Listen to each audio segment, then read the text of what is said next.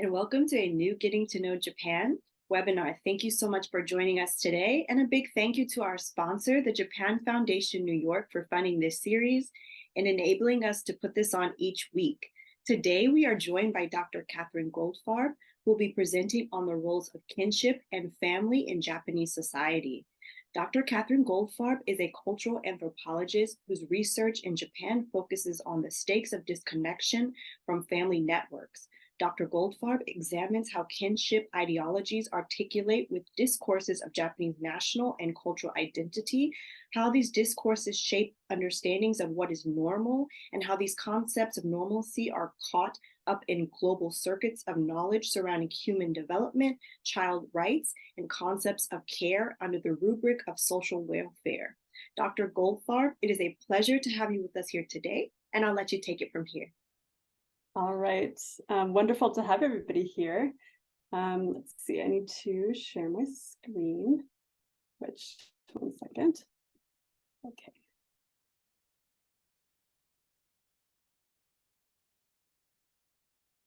Okay, can folks see the screen okay? Okay, awesome. All right. Just moving my windows around because always Zoom does that, right? Shifts everything as soon as you share your screen. Okay, so yes, my talk is about kinship and family in Japanese society. This is a huge topic, obviously. And what I'm going to be talking about is specifically an ethnographic approach to this topic. So as a cultural anthropologist, ethnography is the type of research that I do. And I'll tell you just a little bit about what that is. You all probably know I'm a faculty member, I'm a professor, so I can't help but teach you a little bit about my methodologies while I'm talking to you about my research. So ethnography it entails a lot of different qualitative research methods. Participant observation is one of the main things. And the idea behind participant observation is that you spend a lot of time with the people that you're doing research with. In my case, I've spent like 12 years with them, actually. Obviously not continuously, but this is really based on research that's been going on since 2008. And so every time I can go to Japan, I see the folks that I do my research with and talk to them. And so I do talk to folks a lot. I do a lot of interviews. I probably have 150 recorded interviews, many of which have been transcribed that I analyze as part of my work. I will show you some genealogies. That's something that I also collect. And you'll see that actually my methods are rather atypical. I'm not terribly interested in sort of like objective data about what people's family relationships might look like on paper, but more like how they make meaning out of their relationships and how they talk about their families. And then also archival and media public documents. I read a lot of Japanese government reports. So those are sort of some of my main like blog posts and things like that, articles in Japanese and English, academic or public newspaper articles. And then one other thing is that I'll tell you about some of my research interlocutors today. And I am using pseudonyms. In some of my writing, I don't use pseudonyms. People have told me that they want their real names out there, but the folks that you'll meet today, I'm using pseudonyms to protect their confidentiality. So ethnography is the downside, I suppose, is that it's really, really time consuming. It takes a really long time, but it's very, very fun. And my interest in spending all this time with people and talking to them is that I'm able to focus on meaning, like what it means to them to, in this case, have relationships with their families or not, and focus on their lived experience. So it's really, my data are stories. So it's really, really fun to do the sort of analysis that I do. And the idea is that we are really building theory from the ground up. So these are stories that I'm hearing from people, and from all those stories, I'm trying to create some sort of generalizable insights. But it's really not a top-down sort of theoretical orientation. So it's very much like from what people are telling me that I'm trying to produce more generalizable knowledge. Okay, so I'll tell you really quickly about just my research and the sort of work that I've done, and then I'm going to tell you some stories. So some of my research questions are, how do family practices inform Japanese identity? And specifically, as those of you who've spent, I mean, I think probably most of you have spent enough time in Japan probably to get a sense that family affiliation is a really crucial way of situating a person in society.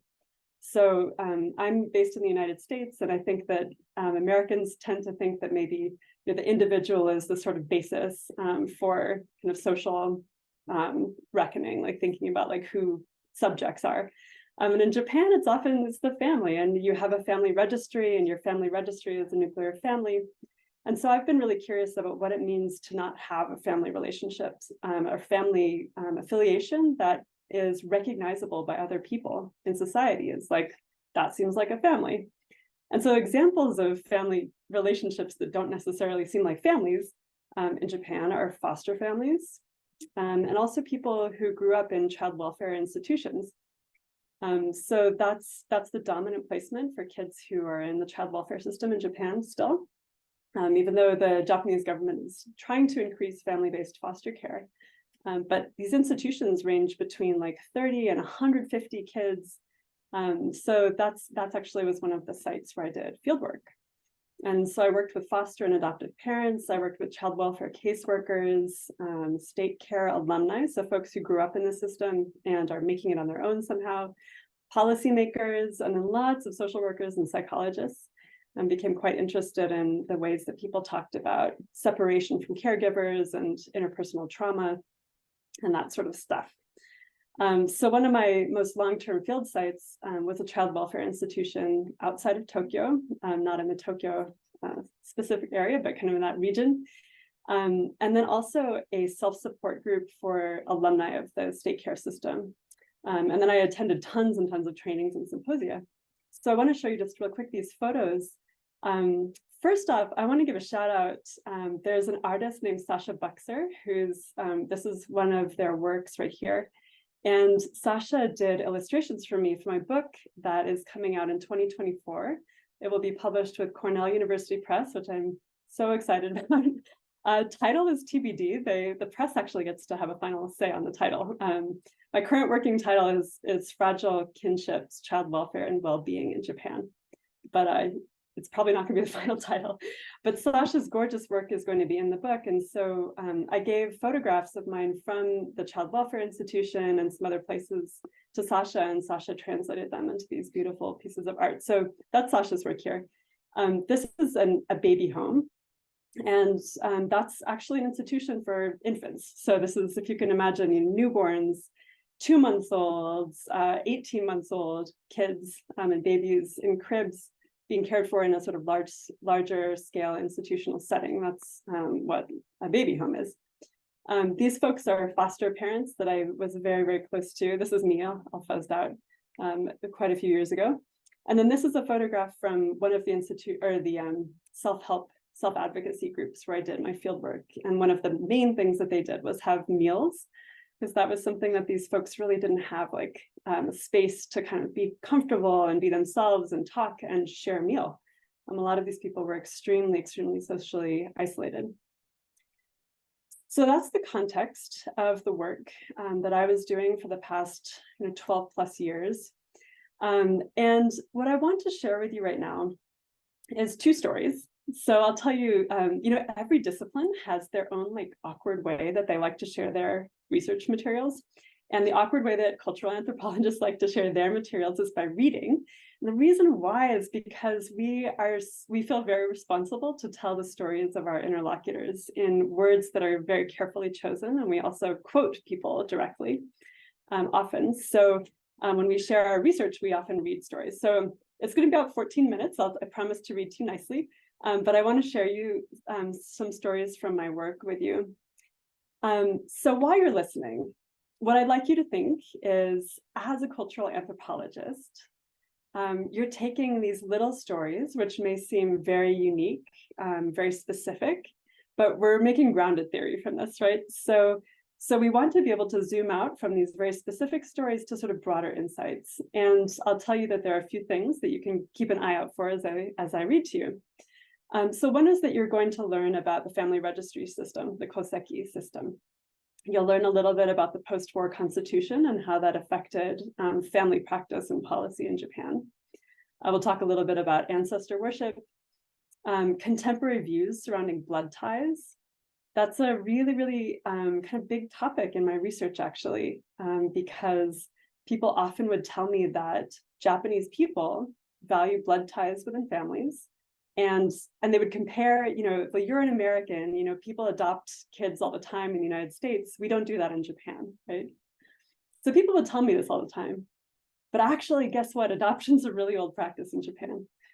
So I'll tell you a little bit about practices of adoption and the ways that those sort of actual pragmatic practices kind of bump up against the way that people talk about family. So people say the blood ties are super important, and that's why the child welfare system is the way it is. So I kind of try to push back against that a little bit.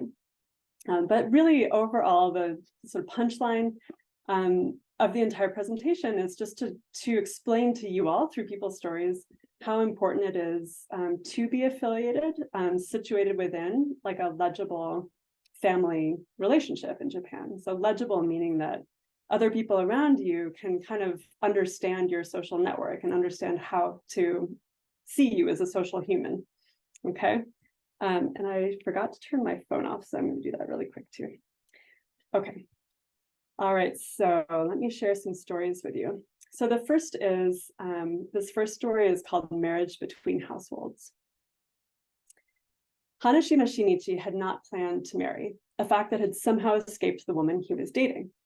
A mutual friend dropped the hint that his girlfriend was waiting to be asked. Surprised, Hanashima took the young woman aside. I can't get married, he told her. Marriage is between two households, and I have none. Hanashima was referring to the fact that he had spent his entire childhood in a Japanese child welfare institution, and he lacked a relationship with either his mother, who was in a psychiatric hospital, or his father, of whom he knew nothing. Hanashima's girlfriend scoffed. What old-fashioned thinking, she told him. Marriage doesn't have to be between two households these days. It's a contract between two people, after all. And that is how Hanashima and his wife decided to get married. During my fieldwork, I collected depictions of the families of many of the people I interviewed. As opposed to anthropologists of old, I was not interested in gathering objective data that mapped my interlocutors as parts of family systems. Rather, I wanted to explore the methodological possibilities of having my interlocutors visually depict the connections that they themselves perceived as family.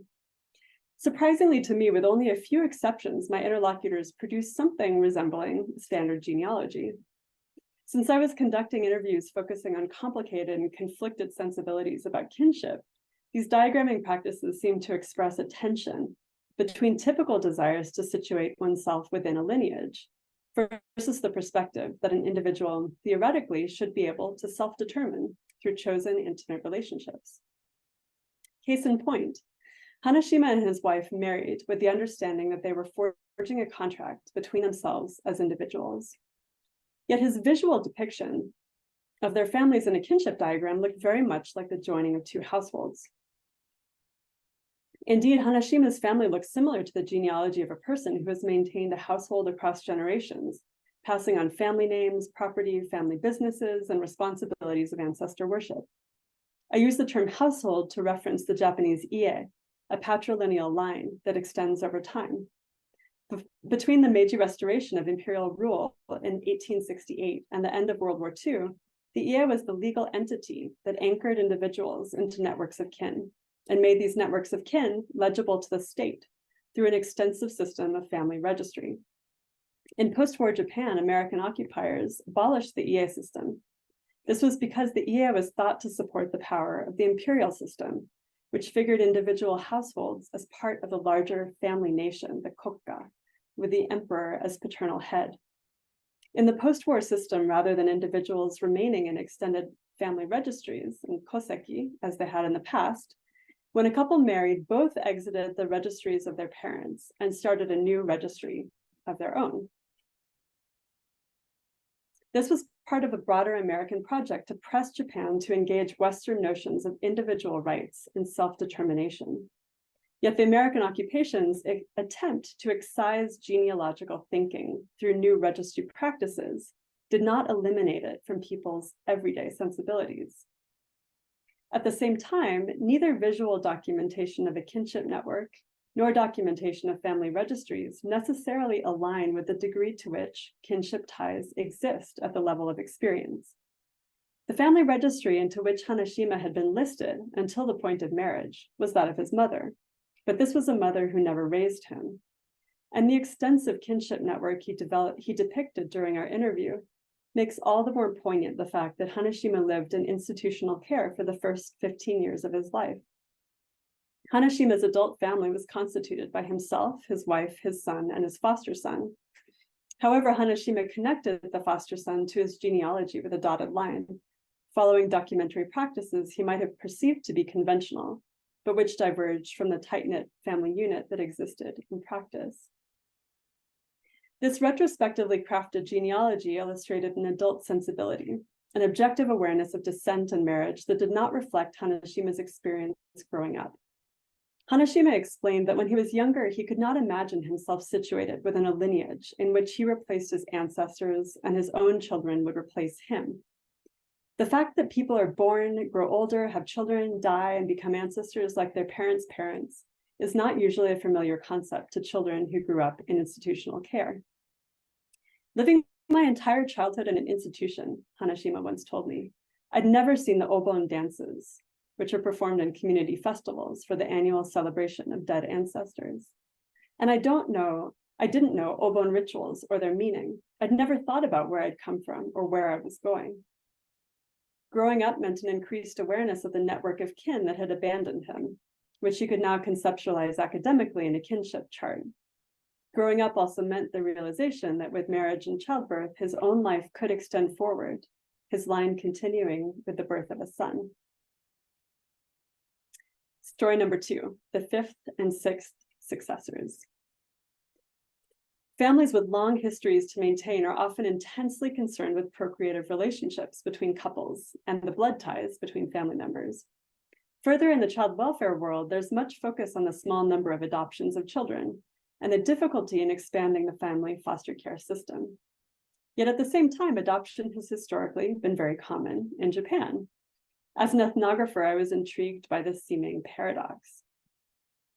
If I really wanted to know about traditional Japanese families, I was often told I ought to talk to people from the countryside, where the ie, the extended household, still holds sway. It's true that the countryside is where families are better able to maintain houses and land passed down through the generations.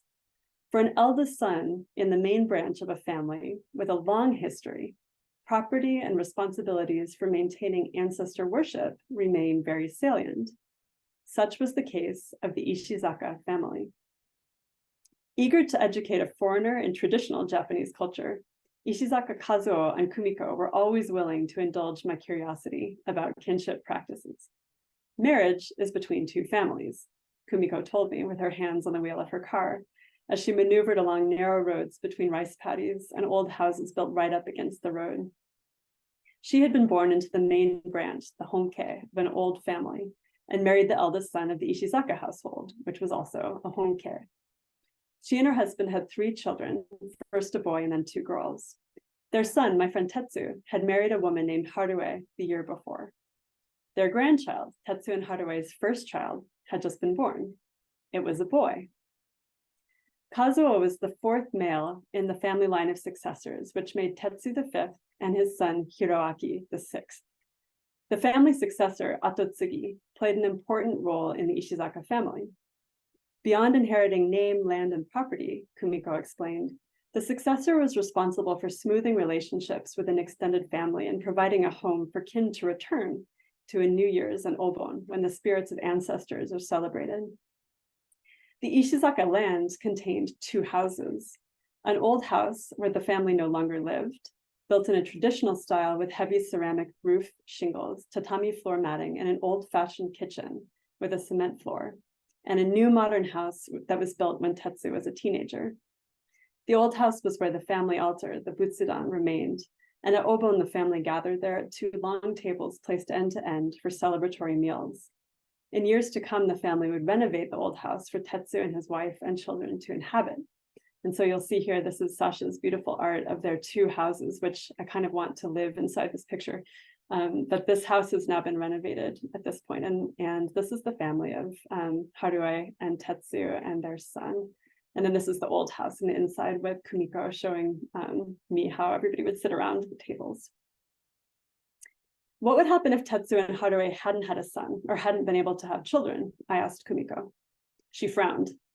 Well, we would have tried to do mukoyoshi, she said. Mukoyoshi refers to the adoption of the husband of a daughter, who takes the daughter's family name and acts as the family's successor. So this is sometimes called son-in-law adoption. In this case, Kumiko was imagining that her third child, Tetsu's youngest sister, might marry a man who would be willing to leave his family line and join the Ishizaka line, taking his wife's name. If mukoyoshi didn't work, she continued, well, that's the end then, owari. By the end, she meant the end of the Ishizaka family line. Tetsu described his place in the family and the importance of bearing a male child in much the same way. I grew up being told, you're the fifth successor, you're the fifth successor. Since the time I was little, my father was always telling me, you're going to succeed the Ishizaka family line. All of this is your land, money, property. This will all be yours. And then my firstborn was a son. I have to say, I was relieved. Were you worried? I asked. I wasn't worried, but if it had been a girl, we would have had to keep having kids until we had a boy. It's a lot of pressure, bearing this weight of all of this history. So if you couldn't have children, I asked, would you have thought about adopting? Tetsu coughed. Well, but then the family line, would be cut in the end. Given that there's a long history of adoption in Japan, specifically when a family lacks an heir, this response seems counterintuitive. In the past, both servants and employees were commonly adopted when an heir was necessary. However, over the past century, families have become more nuclear and less likely to incorporate outsiders into the intimate circle of kin.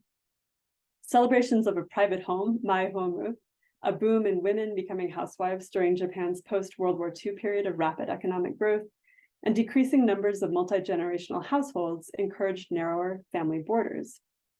Finally, scholars of reproduction and infertility in Japan note that with the development of advanced reproductive technologies, definitions of family have become more firmly rooted in biological descent. Further, the process of regular adoption, futsu yoshingumi, is understood as a process distinct from special adoption, tokubetsu yoshingumi. Special adoption was made into law only in 1988 and allows a child under the age of 6, and this is actually now 15, under the age of 15 as of 2020, to be entered as the natural child into the adoptive family's registry. With special adoption, legal ties to the natal family are cut. This type of adoption is understood as for the sake of a child who needs a family. Under regular adoption, by contrast, the main requirement is that the adopter be older than the adoptee. The adoptee remains legally linked to both adoptive and natal family.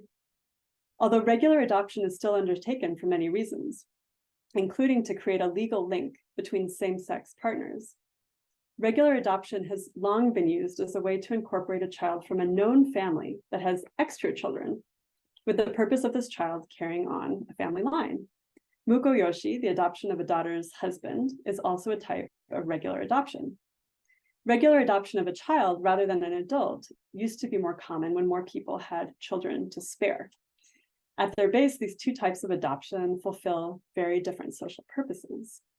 And so I'm going to show you here really quickly. This is a chart showing special adoption rates. The bar graph is just 2005 to 2016. And then there's a little tiny, these numbers over here are from 2016 to 2021. That's from the most recent government report by the new Kodomo Katecho, which was started as the Bureau of Children and Families. And so those numbers show actually quite a lot of increase, but you can see that, so the numbers hovered between like 300 special adoptions per year for a while, and then 400, 500-ish. And the numbers are increasing, not as fast as the Japanese government would like, because they're trying to encourage adoption to be used more as a child welfare intervention. And so it's kind of slow going still.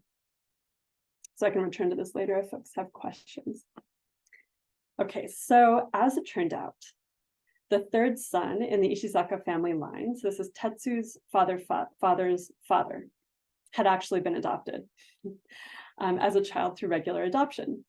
The second successor in the family's line had not had a son, so he and his wife adopted one of his siblings' sons. This boy, Tetsu's grandfather, became the new successor in the family line. He was called over from somewhere nearby, somewhere quite close, 1 kilometer, 3 kilometers away, Tetsu said. He kept saying he didn't want to be part of this family, but you're this family's child now, he was told. And so he became this family's child, the third in the line of successors.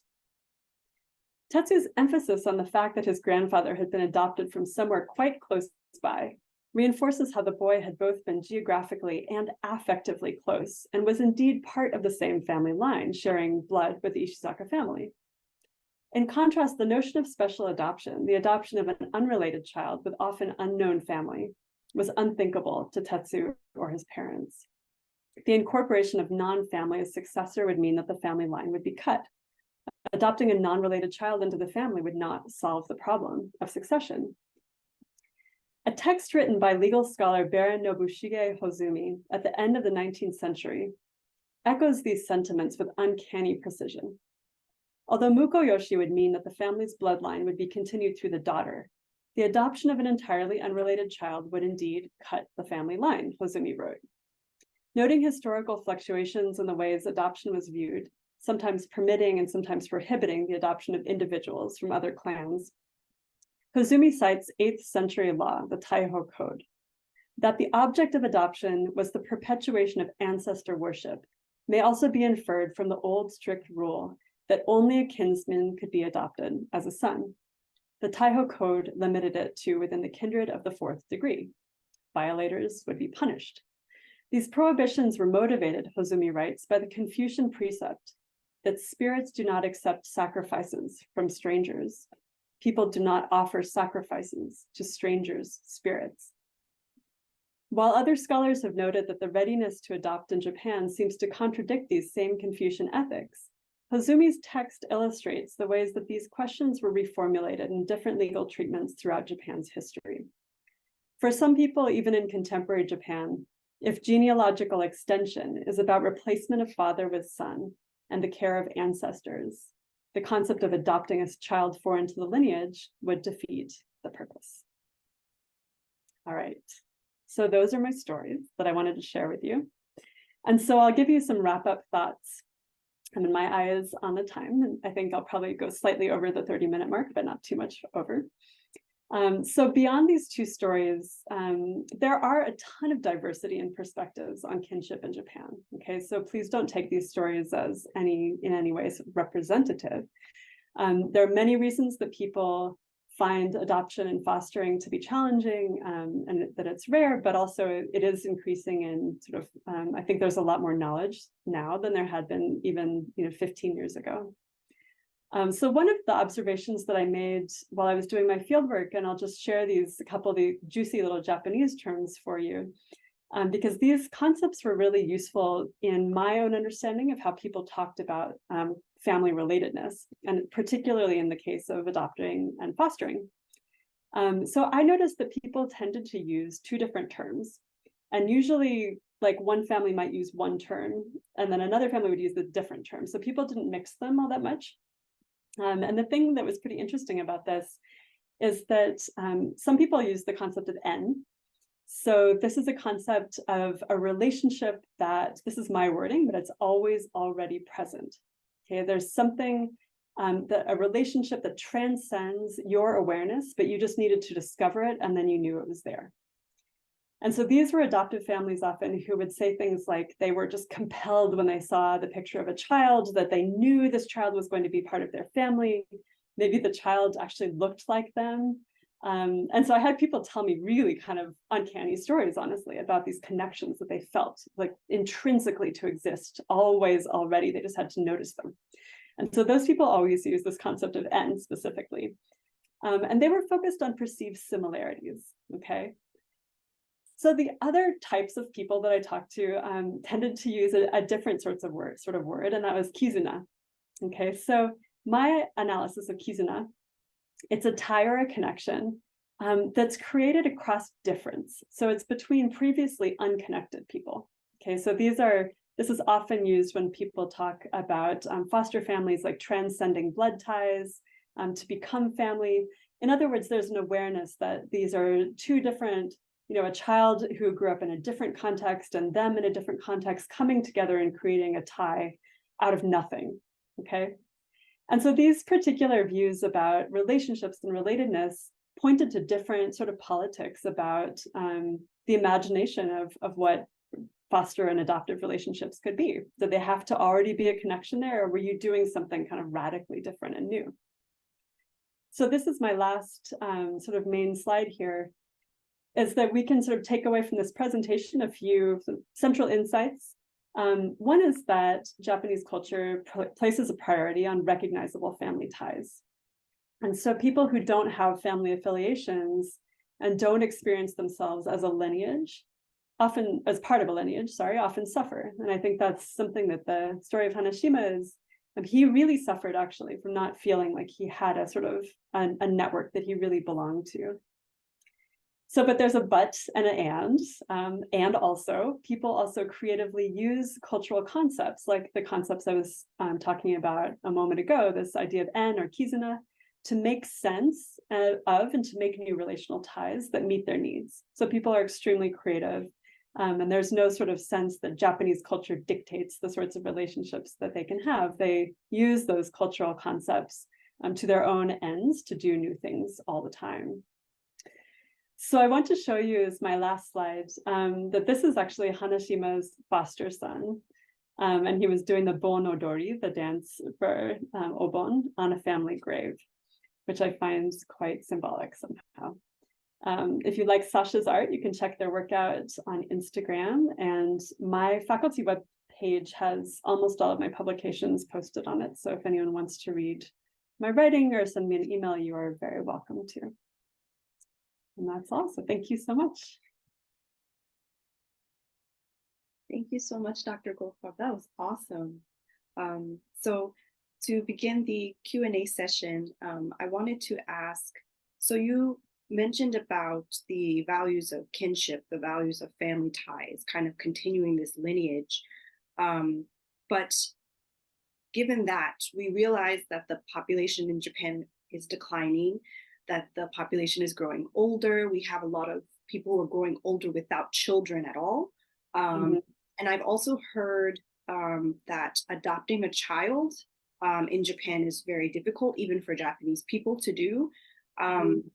So kind of putting these ideas together, wouldn't there be value in adopting a child, even though it's separate from your lineage, just for the sake of not only just giving that child a home and a family life, but also kind of, potentially trying to continue this family line, so to speak, and also address the population decline?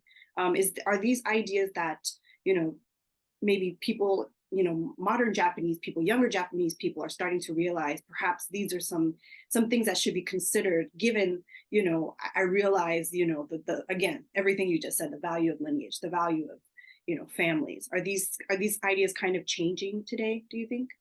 Yeah. Oh, wow. You gave me a good set of ideas there, questions. So yes, I mean, you're completely right. And I think there really has been a pretty big change since I first started doing this fieldwork in 2008. First off, like the Japanese government is much more explicit about kind of encouraging family-based care for kids in the child welfare system. And that really wasn't so much the case in like 2008. There was this discourse about there are not enough foster families, there aren't enough children available for adoption. We can't actually increase family-based care. So there's a few things that have changed since then. So this idea of children who are available for adoption, basically parents have a lot of power in Japan to designate their children's placement in the child welfare system. So this is quite different than the United States or other contexts that some of us might be familiar with. So the social workers tend to negotiate, as some of us are probably aware that a lot is done sort of through extra legal means in Japan. So it's through negotiation, through mediation.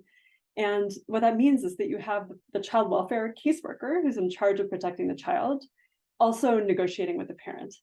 And so often the deal that is dealt is to say that the child will be placed in an institution, the parent can still have parental rights over them to some degree, They will not be adopted, and they will not live with another family. So I think the government's aware of this, and there's efforts to sort of make this a little bit more separate in terms of negotiation versus like child welfare placement decisions. The other things that are happening, I mean, the government's pushing a lot more to have more family-based care, including adoption. But another thing that happens in Japan is that you have these sort of top-down policy directives that localities are in charge of implementing. And so when you have localities that are under-resourced, or say caseworkers don't have legal counsel at their fingertips to ask difficult questions, there isn't a lot of capacity for training foster parents or recruiting foster parents. It's kind of on the shoulders of the locality to implement these guidelines, which become really difficult. Also, child welfare institutions have come out like really strongly against these family-based placement directives. So there's some of us know the term like Hantai Undo. There's been like a big anti movement from the institutions themselves, which are basically companies that run to take care of kids. So that all of these contexts make it a little bit difficult, but at the same time, there's so much in the news. I think now people tell their own stories about adopting. You'll see a lot of, I think if you Google the term like satoya, like foster parent, you'll probably come up more with fostering of children. You used to find out about fostering of animals if you Google that term, right? Like taking an animal in from a shelter or something. So I think there is a lot more awareness. The issue of elder care is an interesting one. Amani brought that one up. Child welfare placement workers are pretty suspicious of people who seem like they might just want to adopt so that someone will take care of them when they're old. So there's a lot of suspicion about like people's motives. Like, why are you adopting or fostering? Like, are you doing it for the right reasons? But pragmatically, it's true, especially with the lifetime care insurance system in Japan, that aging in place is prioritized. And so there's this idea that your kin are going to take care of you. So old people are just as in a problematic situation, I guess, as like young people who don't have family affiliations when it comes to elder care as well. So thanks for those questions. Those were amazing. Thank you. Thank you so much. I have one more question for you. So on the opposite side of the spectrum, I also heard that there are couples now that are, when they get married, instead of like the wife, taking the husband's family name, they're choosing a separate family name. Why is this happening? And, how is this, how is this relevant to, everything that you discussed with regards to, kinship and lineage and things like that? Why does this happen? And you're totally right. It's relevant. I mean, that's a great, so I actually hadn't heard of that phenomenon, but it makes perfect sense. So, I think that there is slow movement to encourage the policy change to allow different surnames for married couples, but that has not happened yet. This actually has really important stakes for child welfare. So since you asked about the connections, I'll say what that is really quickly. It's so that there's this idea that you can only have one family affiliation. And so if your parents get divorced, the child has to be in one or the other koseki. And it really encourages this idea of saying like that you do not have a family connection to the other parent, right? So that actually has stakes for particularly women claiming child support from ex-husbands. And this idea that you can't have placement in two families actually is one reason why kids end up in the child welfare system to begin with, because parenting as a single parent in Japan is very hard and you can't share custody. So custody is a type of family, it's called shinken, parental responsibility, parental right, and you can't split it. So each type of parental right you can't split between two people. So if there were to be a system in which married couples could have different surnames, that would, in my mind, do a lot actually to change the sort of bureaucratic landscape within which child welfare placements are made. So I think it actually would be a huge deal to have that changed. But it makes perfect sense though, that if people want to, not have this idea, sort of patriarchal idea of a woman taking her husband's name, that you just create a brand new koseki, the two of you, with a brand new last name.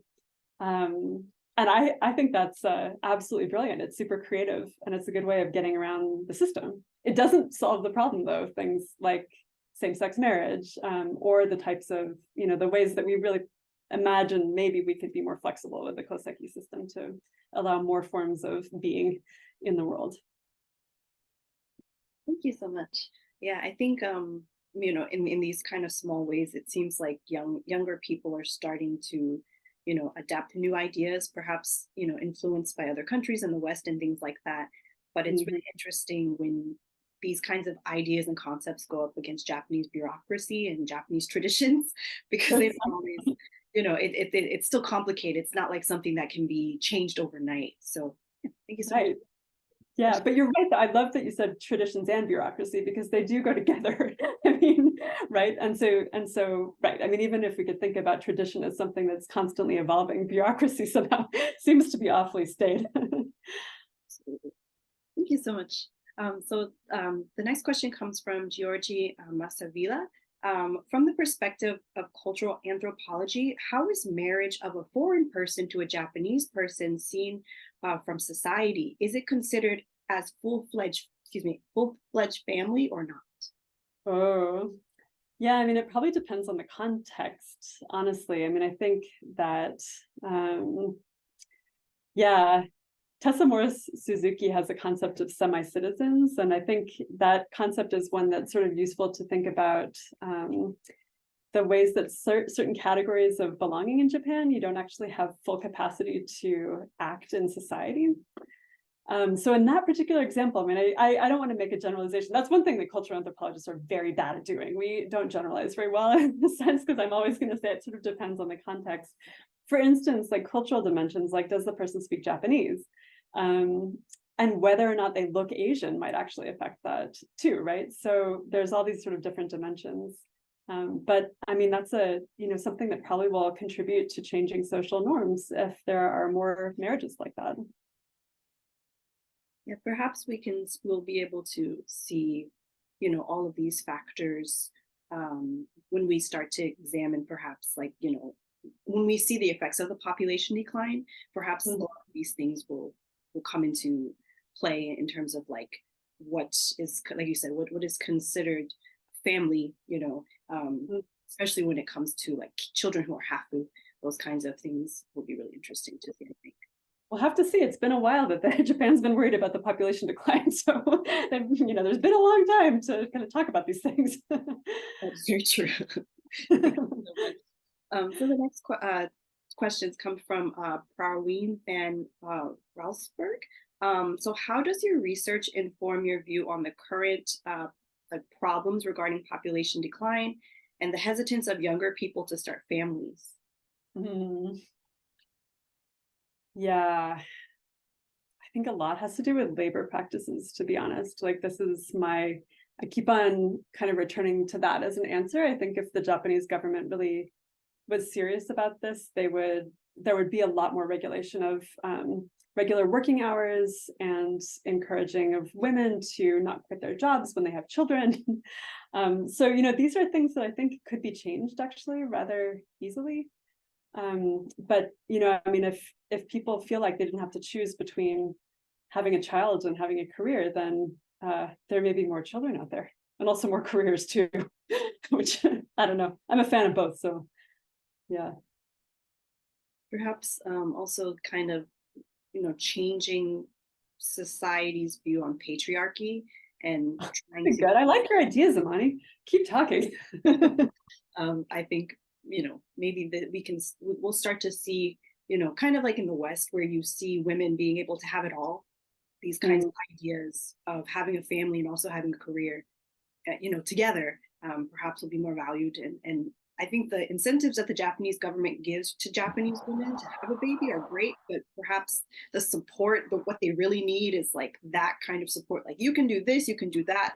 Like you can yeah. do both things. You could be a wife, a mother, and a worker. Perhaps they need all of those things. And men can too, right? This is an important part, right? Because this is take your darn parental leave, men, right?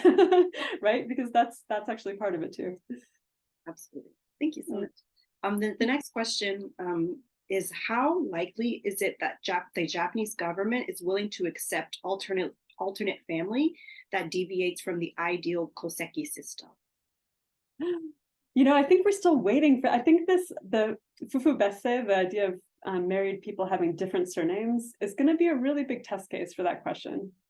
So I think there's also the question of like, how much of sort of narrowness in terms of accepted family forms, like how much of that is caused by the bureaucratic detritus of things like the koseki, and how much of it is other stuff, right?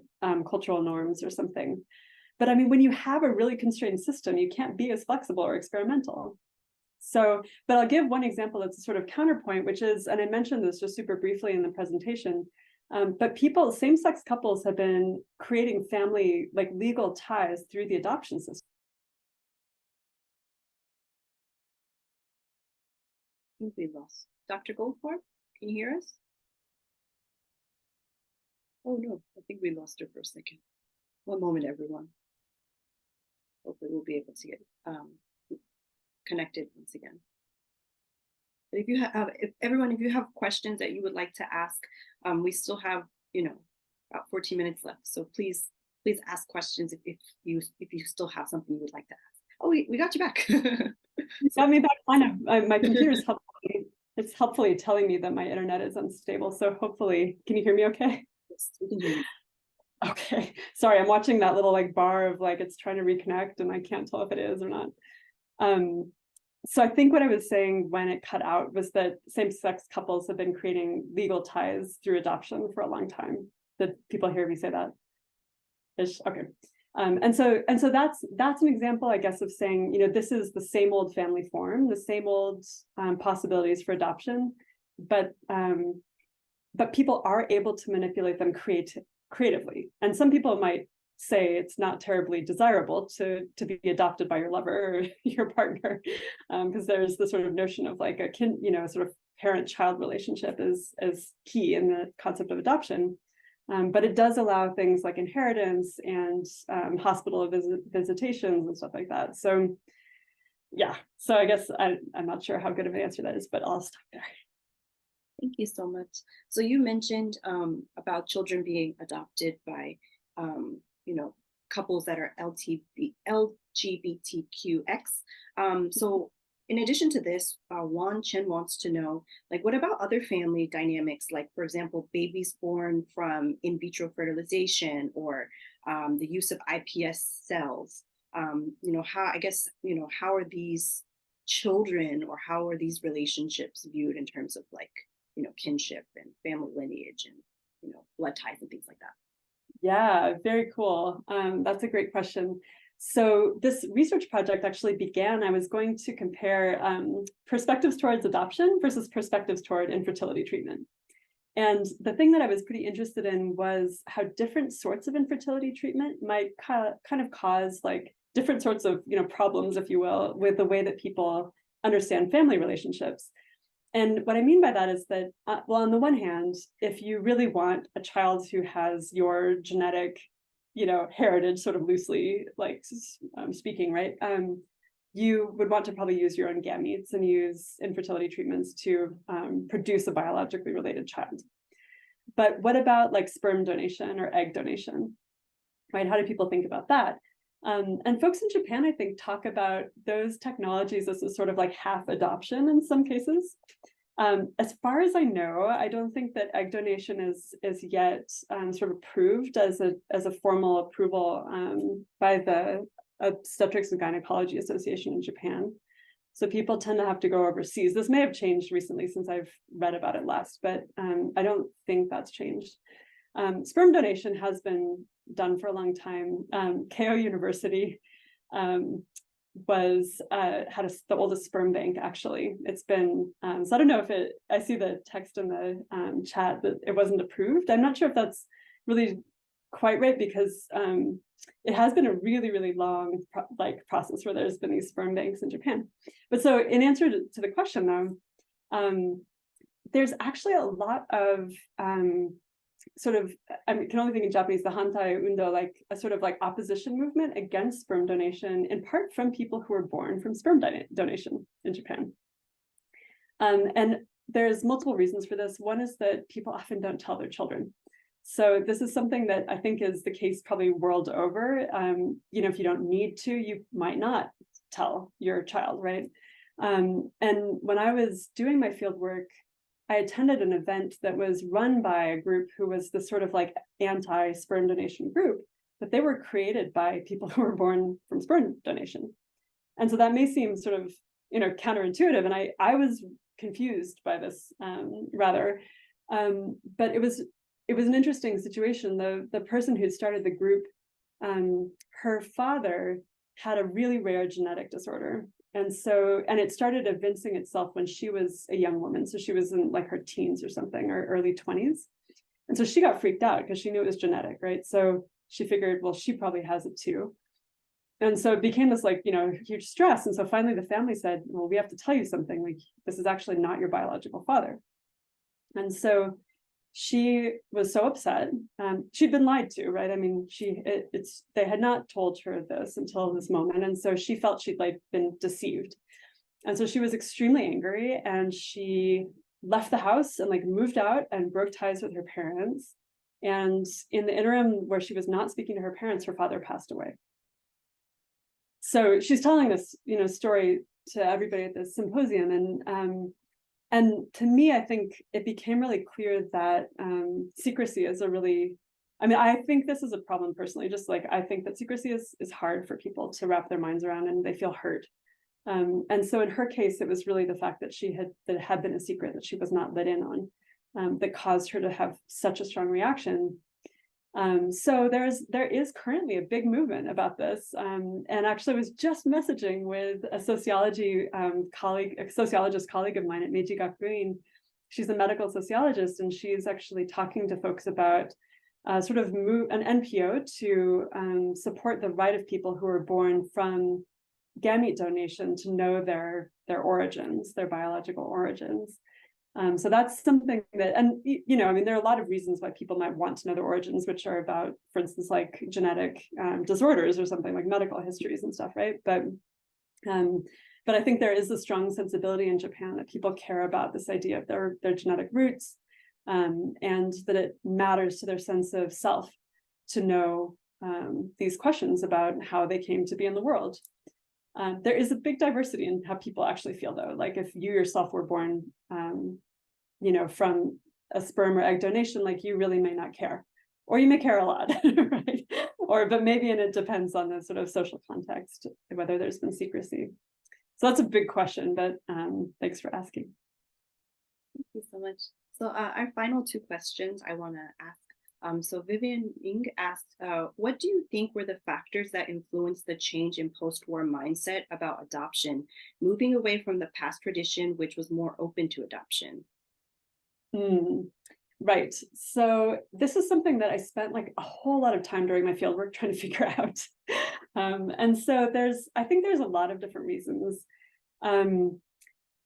Essentially, one way of answering that question, I suppose, that is with different words and explanation that I gave in the talk, is that I would argue that the way that people think about family in Japan right now, as is the case in other places too, it's about an intimate sphere.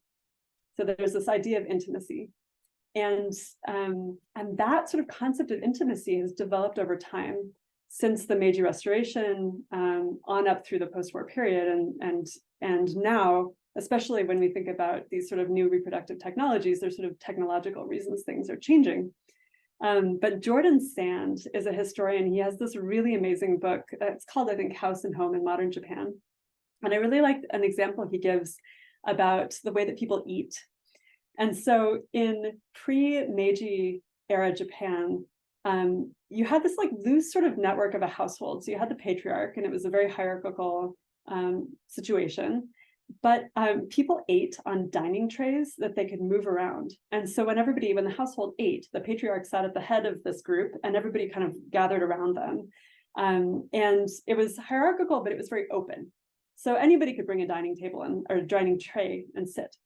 And then with the Meiji Restoration, there was sort of increasing notions of producing a more sort of modern Japanese populace and having a sort of modern Japanese family. And so people started actually eating on dining tables. And if you think about a table, there's a sort of maximum capacity, right? I mean, you can't just sort of expand outward as much as you want to. It became more egalitarian, especially some tables, there's not just one head anyhow. But the boundaries were a little bit more constrained. And so this notion of like a constrained intimate sphere became in all these different ways sort of reinforced over the history of Japan. So when you had this sort of nuclearization, people moving to big cities, having their own homes, less and less living with extended family, not having as many people from the outside coming into the household, so not as many servants, not as many household helpers. And so all of these things sort of contributed towards this idea of the family as this really intimate social sphere. And from my perspective, this idea of intimacy is actually really, it's kind of a question like within yourself, your concept of intimacy, does a child that you have never met, whose parents you don't know, can they fit into that sense of what your intimate household is? And some people really have no trouble with this in Japan. So I really want to make clear that this isn't the story for everybody, right? I mean, there is a lot of religious dimension to this. Okay, so a lot of Christians, disproportionately, foster parents tend to be Christian or Tenri. So that's a new religion that actually uses fostering as a sort of method of like social engagement. And a lot of my interlocutors were people who were very generous with their interior spaces of their homes, even with me, right? So I would come and stay the night and, eat dinner with them and stuff like that. And so the foreign anthropologists, the foster kids, like all are welcome, right? But other people have a harder time. And so one more reason that I can say I'm fighting against the current like workplace phenomena in Japan is that often like a lot of times salarymen in particular, just people in careers, like they don't interact that much with children that are not, maybe their siblings' kid or something like that, just like random kids, right? And so this actually is something that folks told me too when I was talking to them about, like, well, how, anyhow, like what makes a difference with whether you feel that you can adopt or foster. And if you are a teacher, you might know that other people's kids could be cute. And so that's actually like what some people told me, this idea that other people's children could be cute, could be lovable, was also a really important determination whether they felt like they would like to foster or adopt. So again, this is sort of like, is your little intimate sphere one that you can imagine other people's kids as part of or not?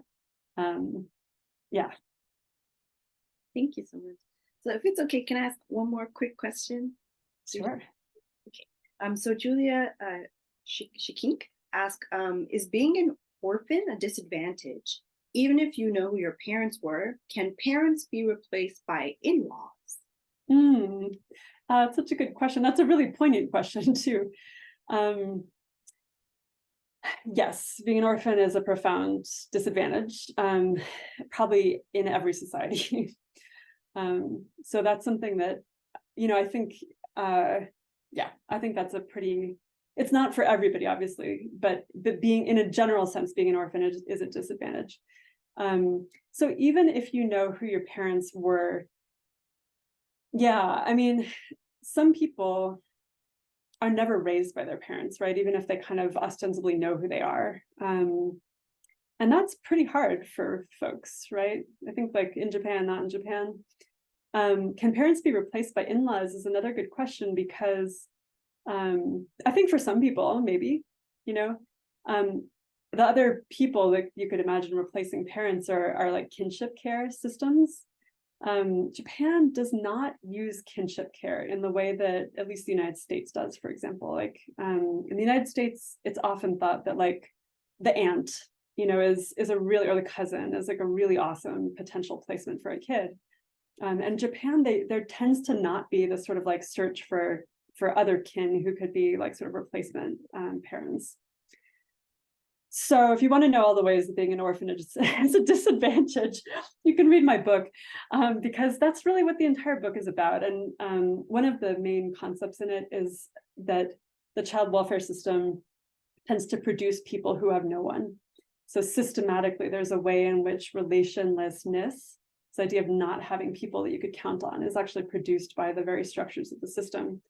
And so it can be very difficult to have those sort of replacement relationships that might be so supportive to people. This is the case in the United States too. So I really don't want to like say, but it's for different reasons than it is in Japan. So yeah, we need to do better with child welfare systems in the world. My title of my book, we don't quite know yet. The current title was I'll say it slowly, Fragile Kinships, Child Welfare and Wellbeing in Japan. And it'll be published in 2024. But yeah, we'll see what the press says about my title ideas. I gave them a bunch of different titles, so they get to choose. Thank you so much, Dr. Goldfarb. We hope that like when your book comes out, please come back and share it with us. We would love to hear more about your research. Today was really interesting, so thank you. Thank you so much. Your questions were fantastic, everybody, and Amani, wonderful job. This is a big task, I know. And can I have the chat because I haven't been able to read what people were saying. Absolutely. Okay, so if you can send it to me later, that'd be great. Sure, absolutely. So to kind of wrap up very quickly, Dr. Goldfarb, I want to thank you so much for your presentation today and for taking time out to be with us. I would like to thank our program sponsors, the Japan Foundation New York, and then everyone who attended today. Thank you so much for attending, of course, and always asking amazing questions. We really appreciate it. We apologize if we weren't able to get to your questions, but thank you so much for these awesome questions. I think it really created a lot of really amazing conversation today. And so finally, I would like to present some upcoming events, if that's okay. I realize we went over time a little bit today, everyone, but if you could just wait a few minutes, I would like to go over the upcoming events. We have some really exciting events going on this week and next week. So we'll share that now.